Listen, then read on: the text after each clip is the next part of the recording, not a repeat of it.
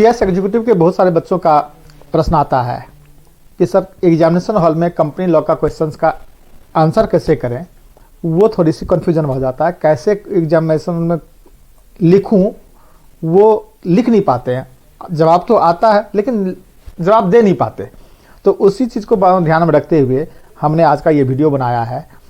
और आज CS executive के जो 2021 का जो दिसंबर अटेम्प्ट था उसके प्रश्न पत्र मेरे सामने है और आपको स्क्रीन पे दिख भी रहा है। तो हम क्वेश्चन पेपर के पार्ट 1 के क्वेश्चन नंबर 1 का आज आंसर देने का कोशिश करते हैं और हम आपको बताते हैं कि आपको क्वेश्चन पेपर को लिखना कैसे है, क्वेश्चन का जवाब देना कैसा है। तो पार्ट 1 क्वेश्चन नंबर 1 का ए, उसमें आपको कमेंट करना है। कमेंट करने के लिए क्या है, स्टेटमेंट है, ए नंबर का स्टेटमेंट है। Private limited company incorporated under the companies act 2013 may issue debentures to any number of person and can accept deposit from the public। तो आपको इस स्टेटमेंट के ऊपर कमेंट करना है। इस स्टेटमेंट के ऊपर कमेंट करने के लिए आपको इस क्वेश्चन को समझना पड़ेगा। इस क्वेश्चन के दो पार्ट हैं।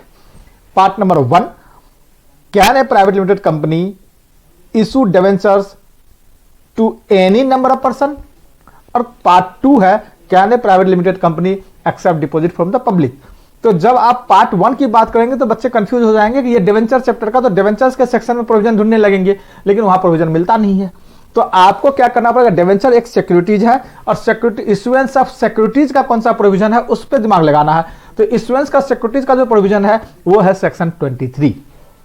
सेक्शन 23 का सबसेक्शन 1 बात करता है issuance of securities by the public limited company. हमारे मतलब की नहीं है इस क्वेश्चन के लिए। और सबसेक्शन 2 बात करता है issuance of securities by the private limited company. ये हमारे मतलब की चीजें हैं। तो वो क्या कहता है, वो ये कहता है कि private limited company can issue securities through bonus shares, right issue और प्राइवेट प्लेसमेंट। अब बोनस शेयर और राइट इशू हम जानते हैं, हम क्या जानते हैं, ये तो एग्जिस्टिंग शेयर होल्डर की बात करता है, तो ये भी हमारे लिए रिलेवेंट नहीं है। रिलेवेंट क्या है, प्राइवेट प्लेसमेंट। अब प्राइवेट प्लेसमेंट का जो प्रोविजन है वो सेक्शन 42 में है और सेक्शन 42 कहता है कि एक बार में कोई भी कंपनी प्राइवेट प्लेसमेंट के थ्रू 50 से ज्यादा लोगों को सिक्योरिटी इशू कर ही नहीं सकता। जवाब मिल गया। इसका मतलब है जवाब कहां से मिला, जवाब मिला सेक्शन 23 रीड विद सेक्शन 42 से। तो आप इस पार्ट का जवाब लिखने के लिए सबसे ऊपर ही लिखेंगे कि relevant provision of the law section 23 read with section 42 of the companies act 2013। और आप कहेंगे कि section 23 read with section 42 inter alia provide that a private limited company can issue debentures to up to 15 number of members only in one time। Answer is complete। Now come to the second part। Second part कहता है can a private limited company issue, can a private limited company accept deposit from public। तो can a private limited company accept deposit from the public, तो इसके लिए आपको provision क्या करना होता है, तो ये पब्लिक डिपॉजिट का है। तो पब्लिक डिपॉजिट का प्रोविजन कहाँ पे है, पब्लिक डिपॉजिट का प्रोविजन शुरू होता है सेक्शन 73 से। और 73 का सेक्शन 73 क्या कहता है, सेक्शन 73 कहता है कि acceptance of deposit from member.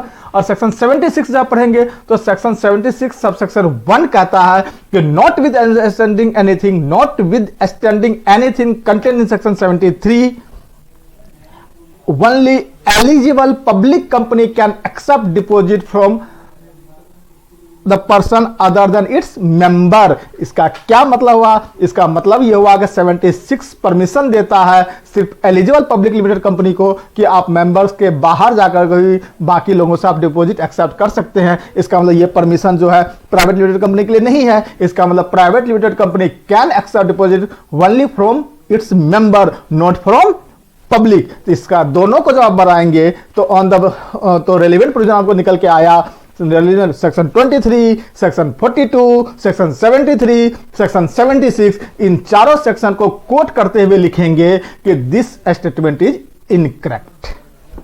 अब बात करते हैं बी नंबर का। बी नंबर क्या कहता है, बी नंबर है the privilege of limited liability for the business डेब्ट is one of the principal advantage of doing business under the corporate form of organisations with some exception. और ये तो सबको पता है, जिसने भी कंपनी एक्ट पढ़ा है बच्चे को पता होगा। ये तो बेसिक कैरेक्टरिस्टिक्स ऑफ कंपनी है। बेसिक कैरेक्टरिस्टिक्स ऑफ कंपनी क्या है कि once company get incorporated under section 3 subsection 1 then that company can be of 3 types. One is limited by shares, limited by guarantee and unlimited company. तो limited by shares and limited by guarantee, these are talking about the limited liabilities of the members.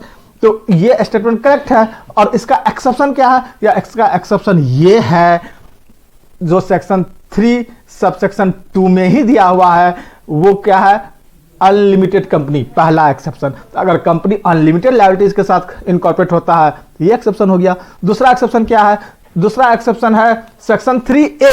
Section 3A क्या कहता है, अगर कभी भी किसी भी company का number of members reduce below to the statutory limit as provided in the act, that is 7 in the case of public limited company, 2 in the case of private limited company, and company carry on its business for a period more than 6 months, then all members shall be severally liable। यहां पर क्या होगा, company के members की liability unlimited हो गया। इसी तरह से एक्सेप्शन और कौन सा है, एक्सेप्शन सेक्शन 7 सबसेक्शन 7 भी है।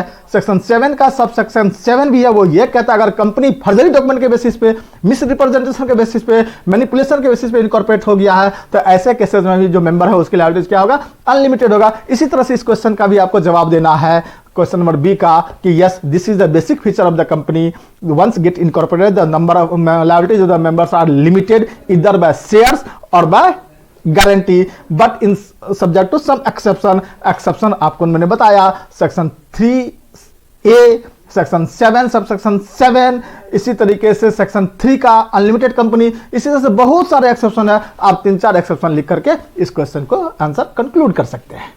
अब बात करते हैं सी नंबर। सी नंबर क्या है, सी नंबर यह कहता है कि national financial reporting authority NFRA has wide power to recommend, enforce and monitor the compliance of accounting and auditing standard। तो अकाउंटिंग एंड ऑडिटिंग स्टैंडर्ड के लिए NFRA के पावर के बारे में बात किया गया है। अब NFRA है, NFRA का पावर फटाक से दिमाग लगाएंगे, NFRA का कौन सा सेक्शन है, NFRA का कौन सा सेक्शन है, आपको तुरंत याद आ जाएगा। NFRA का सेक्शन तो 132 है। और सेक्शन 132 में कहता है सेंट्रल गवर्नमेंट NFRA कॉन्स्टिट्यूट करती है। NFRA कॉन्स्टिट्यूट करती है, NFRA क्या करता है, NFRA क्या करता है, रेगुलेट करता है अकाउंटिंग एंड ऑडिटिंग प्रोफेशन को, और अकाउंटिंग और ऑडिटिंग प्रोफेशन को रेगुलेट करता है, और सेंट्रल गवर्नमेंट को रिकमेंड करता है रूल्स और पॉलिसी बनाने के लिए, ताकि अकाउंटिंग और ऑडिटिंग का अच्छे से इन्फोर्समेंट हो सके। इसका मतलब ये क्वेश्चन क्या है, इस क्वेश्चन बिल्कुल ये स्टेटमेंट करेक्ट स्टेटमेंट है। और NFRA के पास और कौन सी पावर है, NFRA के पास सिविल कोड का पावर है, क्योंकि NFRA क्या है, क्वासी जुडिशियल बॉडी है। सिविल कोड का पावर क्यों है, to regulate the auditing and accounting practice, उससे रेगुलेट करने के लिए है। तो इसका मतलब ये स्टेटमेंट कंप्लीटली करेक्ट है। आपको आंसर में क्या लिखना है, आंसर में लिखना है सिर्फ आपको सेक्शन 132। अब चौथा नंबर है आपका नंबर डी है कि signing off board report can be done by any one of directors and filed with in 60 days. इस क्वेश्चन के भी दो पार्ट है, साइनिंग एंड फाइलिंग। साइनिंग किसकी, बोर्ड रिपोर्ट की, फाइलिंग किसकी, बोर्ड रिपोर्ट की। तो साइनिंग के लिए अगर हम बात करेंगे तो साइनिंग के लिए आपके पास निकल कर signing off board report, signing off board report सोचेंगे, साइनिंग ऑफ बोर्ड रिपोर्ट सोचेंगे तो सोचते ही आपको निकल कर आएगा सेक्शन 134। सेक्शन 134 सबसेक्शन 6 कहता है कि board report shall be signed by the chairman of the company if authorized so by the board of director. If the chairman is not authorized so, then any two director out of which one shall be the managing director if any, the board report can be signed. Or if the company has only one director, then the board report can be signed by the single director also. When the company could have the only one director, that is the example of OPC. OPC में हो सकते हैं। इसका मतलब जो ये जो statement है साइनिंग का, ये स्टेटमेंट इनकरेक्ट हो गया, क्योंकि बोर्ड रिपोर्ट को साइन करने के लिए 134 के अकॉर्डिंगली या तो 2 डायरेक्टर चाहिए या तो वो चेयरमैन चाहिए, तो ये दोनों में ही इसमें नहीं है, तो ये इनकरेक्ट हो गया। अब दूसरी बात है filing with in 60 days of the AGM. अब बात करेंगे फाइलिंग, बोर्ड रिपोर्ट को फाइल करने की जरूरत पड़ती है, पूरी कंपनी जाकर आप खंगालेंगे तो कहीं जरूरत नहीं है।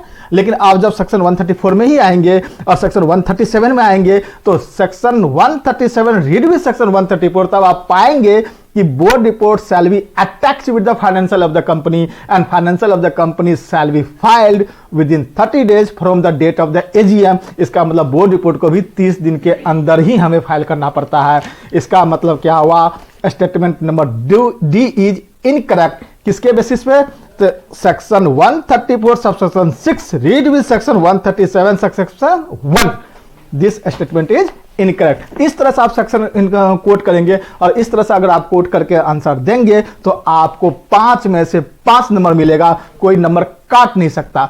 बाकी के क्वेश्चंस हम अगले वीडियो में देखेंगे। धन्यवाद।